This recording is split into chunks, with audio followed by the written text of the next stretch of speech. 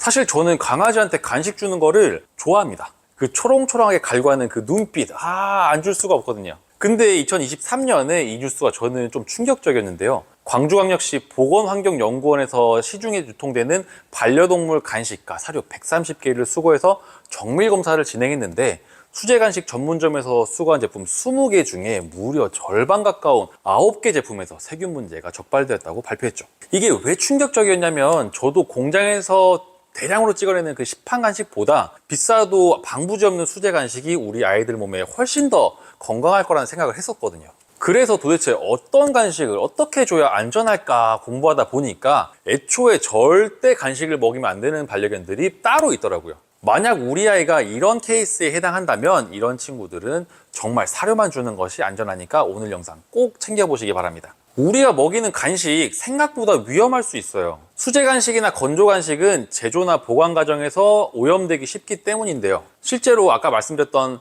광주 보건환경연구원 검사에서 살모넬라와 대장균이 검출됐고 특히 특정 브랜드의 닭가슴살이나 소 힘줄 간식에서 살모넬라가 나와서 리콜된 사건도 있었죠. 이게 무서운 이유는 사람 건강까지 위협하기 때문인데요. 강아지들은 살모넬라나 병원성 대장균에 감염이 돼도 증상이 경미할 수 있지만 분변이나 침을 통해서 균을 계속 배출하거든요. 가족들이 2차 감염될 수 있다는 얘기입니다. 실제로 북미에서는 개 간식과 관련된 살모넬라 감염으로 인해서 영유아를 포함해서 30명 이상이 입원한 사례도 보고됐었어요. 근데 여기서 이런 의문이 드실 거예요. 근데 간식 먹인다고 다 균에 감염되는 건 아니잖아요. 맞습니다. 사람도 문제 있는 음식을 같이 먹었는데 얘는 괜찮고 얘는 안 괜찮고 그런 경우가 있죠. 예전에 예능에서 그 기안84님하고 덱스님이 인도에 가가지고 같은 걸 먹었는데 덱스님만 병원에 실려간 거 혹시 보신 적 있으세요? 강아지도 마찬가지입니다.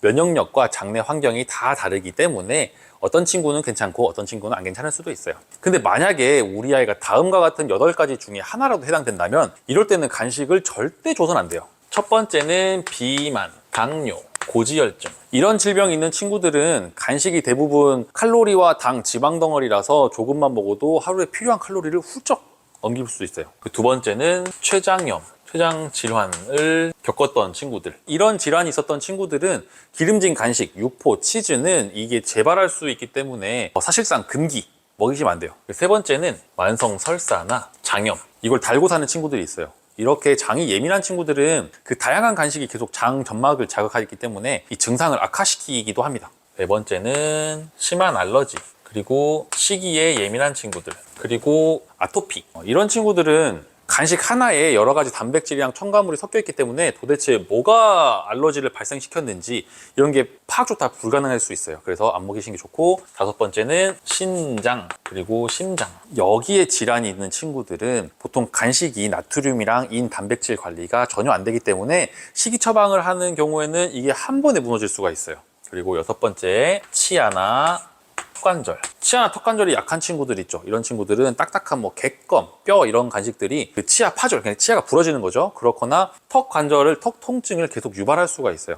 그리고 일곱 번째는 사료를 거부하는 친구들. 이 친구들은 사실 보호자 잘못이긴 해요. 이거는 간식이 보상이 아니라 식욕 교란 요인입니다. 그래서 밥을 안 먹으면은 한동안 완전 차단하세요. 간식 차단하시고 식사 루틴부터 제대로 잡으신 다음에 다시 간식을 조금씩 주세요. 여덟 번째는 아주 어린 강아지, 아주 어리거나 노령견. 노령견들은 입맛이 좀 없긴 하죠. 이런 친구들은 장이랑 간, 췌장의 여력이 낮기 때문에 간식 하나를 잘못 먹어서 탈수나 저혈당이나 장염으로 바로 쓰러져서 응급실 가는 수가 있어요. 그래서 이 8가지에 해당되신다면 간식을 아예 안 주시는 게 좋습니다. 그렇다면 이 8가지에 해당하지 않는 건강한 강아지들은 어떻게 할까요? 간식을 아예 안 주면 될까요? 꼭 그러실 필요는 없어요. 여기에는 아주 엄격한 법칙 하나를 적용하시면 됩니다. 바로 사료 9대 간식 1의 법칙입니다. 예를 들어서 하루에 필요한 칼로리가 300kcal다. 그때 간식은 30만 주시고요. 사료는 270을 주시면 되세요. 이 법칙을 좀 지키시면 됩니다. 제가 꼭 권장해드리고 싶은 거예요. 하루 칼로리의 딱 10%까지만 간식을 주시는 겁니다. 하루에 식단 90%는 반드시 필요한 영양 밸런스가 잘 맞춰진 사료로 채우시고 나머지 10%는 여유 간식으로 허락해 주시는 거예요. 이 10%를 넘기면은 아이의 몸에서는 보이지 않는 영양 불균형이 시작될 수 있습니다. 그러면 이 10%의 간식을 어떻게 골라야 안전할까요? 최소한 위험한 간식을 피하고 우리 아이에게 맞는 간식을 빨리 골라낼 줄 알아야 합니다. 안전한 간식을 고르실 때는 위생과 제조 기준을 먼저 보세요. 원산지, 제조사가 명확하고, 그리고 성분표의 첫 번째 재료가 어떤 고기인지, 불필요한 첨가물이 과하지 않은지 확인하셔야 됩니다. 그래야 우리 아이가 어떤 성분에 어떤 알러지 반응이 일어나는지 확인할 수 있기 때문이에요. 포장 역시나 진공 포장이나 개봉 후에 냉장 보관이 가능한 구조인지 한번 따져보시면 산패랑 곰팡이 위험을 좀 줄일 수 있겠죠. 그리고 우리 아이에게 안 맞는 간식을 빨리 찾는 원칙이 있어요. 새 간식은 한 번에 하나씩, 그리고 최소 이런 반응들이 있는지 관찰해 보는 건데, 세 가지 체크 포인트를 제가 알려드릴게요. 먼저 변 상태예요. 간식을 먹고 나서 응아 횟수가 늘었다거나 묽어지거나 점액변을 본다면 장에 문제가 있는 거예요. 만약에 혈변을 본다, 이거는 다른 문제니까 바로 병원 가셔야 돼요. 그 다음에는 귀와 피부. 간식을 먹고 났는데 갑자기 긁는 횟수가 늘어난다든지 발을 핥고 붉어진다 그러면은 알러지 반응일 수 있습니다. 물론 스트레스나 기존 염증 때문일 수도 있어요. 그래서 이런 거는 좀 면밀하게 관찰해 주시는 게 좋아요. 그리고 귀를 보면 또 좀 잘 알 수 있는데, 귀 안쪽을 열었는데 하얀 강아지들이 있거든요. 그 하얀 강아지들이 간식을 먹고 났더니 빨개졌다, 이러면은 알러지 반응이에요. 그것도. 세 번째는 구토를 한다든지 트림이 늘어나는 경우.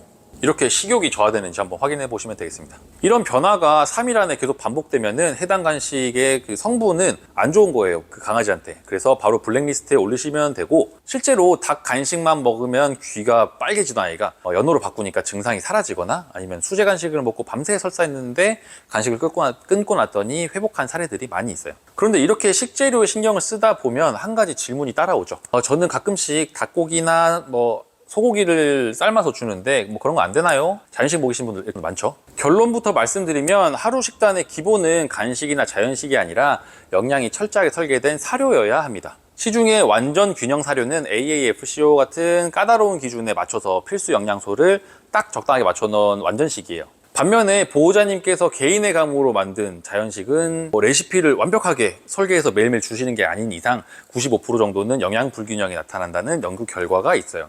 그래서 기본은 사료로 잡고 나머지는 사료를 해치지 않는 범위 내에서만 움직이는 게 더 안전합니다. 그렇다면 이렇게 묻게 되죠. 사료가 진짜 완벽합니까? 사실 저도 사료가 완벽하다고 생각하진 않아요. 사료만으로는 기본 영양은 충분하지만 사료에도 분명히 한계가 있거든요. 사료는 평균적으로 건강한 개를 기준으로 설계가 되어 있기 때문에 관절이 약하다거나 피부가 예민하다거나 노령견이라서 이제 추가 케어가 필요한 경우까지는 전부 커버하지 못하죠. 그리고 사료로는 담을 수 없는 그런 영양 성분들도 분명히 존재한다고 저는 생각합니다. 그래서 관절, 피부, 장 같은 부분은 간식이 아니라 영양제로 보완하는 게 맞고요. 사료가 베이스 식단이라고 하면 영양제는 특정 기능을 타겟팅해서 고농도로 공급하는 정밀한 도구라고 보시면 됩니다. 근데 이거를 간식으로 채우려고 하신다면은 불필요한 열량이나 탄수화물, 나트륨, 지방만 늘어나고 정작 필요한 성분은 애매하게 들어있어서 매우 비효율적일 수가 있어요. 우리 애는 사료만 먹어도 멀쩡하던데 굳이 영양제까지 필요해요? 라고 말씀하실 수도 있어요. 근데 젊고 건강한 아이들은 당장 티가 좀 잘 안 나요. 근데 장기나 관절 이런 것들은 서서히 손상이 되거든요. 그래서 문제가 생기고 나서 챙기는 게 아니고 생기기 전에 미리미리 관리하시는 게 훨씬 효율적이고 아이도 덜 고생합니다. 물론 영양제 종류도 너무 많고 과대 광고도 많아서 못 믿으실 수도 있어요. 그래서 아무거나 이렇게 아무렇게나 고르기보다는 성분, 용량, 연구 데이터 이런 것들을 정확하게 보시고 선택하시는 게 좀 좋습니다. 그래서 좋은 영양제 챙겨주시려고 인터넷을 검색해보면은 보호자님들이 가장 많이 빠지는 치명적인 함정이 하나 있거든요. 그게 뭐냐면 분명히 성분, 데이터 꼼꼼히 보려고 했는데 막상 결제하려고 보니까 금액이 어마어마하게 지죠. 그리고 애가 이거 비싸게 주고 샀는데 안 먹으면 어떡하지? 라는 걱정부터 앞서게 되실 거예요. 결국에는 타협점으로 이제 후기 제일 많고, 그 다음에 우리 애가 간식처럼 너무 잘 먹어요 라고 광고하는 취업을 형태, 아니면은 짜먹는 형태, 아니면 트릿 형태, 이런 것들을 많이 고르시게 될 거예요. 바로 이 지점이 가장 뼈아픈 모순일 수 있어요. 기껏 마음 굳게 먹고 이거 장 망치는 불량 간식을 다 걷어냈는데 정작 그 빈자리를 영양제에 탈을 쓴 간식으로 채워버리는 거거든요. 애들이 약인데 그렇게 간식처럼 잘 먹을까 생각해 보시면은 영양제 모양을 이쁘게 뭉치기 위해서 밀가루나 전분 들이붓고 그다음에 입맛 싹 돌게 하려고 고기 성분, 첨가물 이런 것들을 넣기 때문에 결국에는 건강해지려고 비싼 돈 주고 먹이는 영양제가 오히려 이 아이들의 알러지를 다시 폭발시키는, 그리고 또 장을 망가뜨리는 다른 불량 간식이 되어버리는 거죠. 반려동물 관리사로서 또 영양제를 연구하는 사람으로서 저는 이런 상황이 너무 안타까워요. 영양제는 영양제답게 불필요한 첨가물 없이 깨끗하게 먹여야 되고, 동시에 보호자님들이 매일 막 입 벌리면서 씨름할 필요 없이 아이가 스트레스 안 받고 또 잘 먹을 수 있는 진짜 영양제가 필요하다는 거죠. 간식을 끊거나 줄인다고 고생한 우리 아이들이 영양제라는 이름표를 단 또 다른 간식을 먹는 그 시행착오는 이제 멈추셨으면 좋겠어요. 어떻게 하면은 사료 9대 간식 1의 완벽한 밸런스를 지키면서 아이랑 싸우지도 않고 진짜 순수한 영양제만 안전하게 쏙쏙 채워줄 수 있는지, 그 명확한 해답을 제가 아래 고정 댓글에다 남겨놨어요. 우리 아이 식단 관리에 진심인 분들이라면 꼭 한번 확인해 보시고 힌트를 얻어 가시길 바랍니다. 오늘 내용이 아이들의 평생 건강에 작은 전환점이 되기를 바라면서, 혹시 도움이 되셨다면 구독 잊지 마시고, 지금까지 반려동물 관리사 전민도였습니다. 감사합니다.